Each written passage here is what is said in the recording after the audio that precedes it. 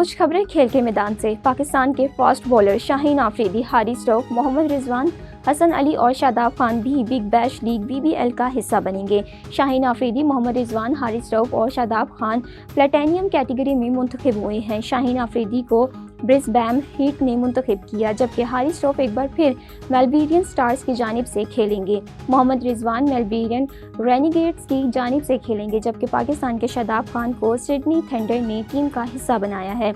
इसके अलावा fast bowler Hasan Ali Adelaide Strikers की जानिब से BBL खेलेंगे और पाकिस्तान के हसन खान को मेलबर्न रेनिगेड्स ने मुंतखब किया है। नेशनल हॉकी कप में पाकिस्तान का सेमीफाइनल में आज फ्रांस से मुकाबला होगा। कौमी हॉकी टीम ने ग्रुप मरहले में 3 मैच खेले। पाकिस्तान और मलेशिया के दरमियान मैच 3 गोल से बराबर रहा। कौमी टीम ने जापान को 2 के मुकाबले में 3 गोल से शिकस्त दी।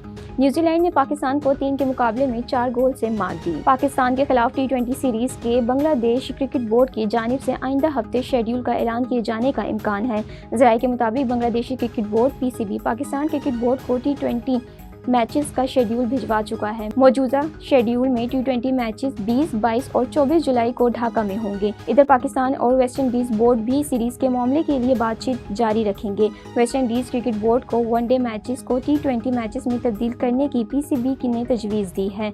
पाकिस्तान और वेस्ट इंडीज के दरमियान शेड्यूल सीरीज में 3 T20 अमरीका, जबकि 3 वनडे मैचेस वेस्ट इंडीज में खेले जाने का इम्कान है।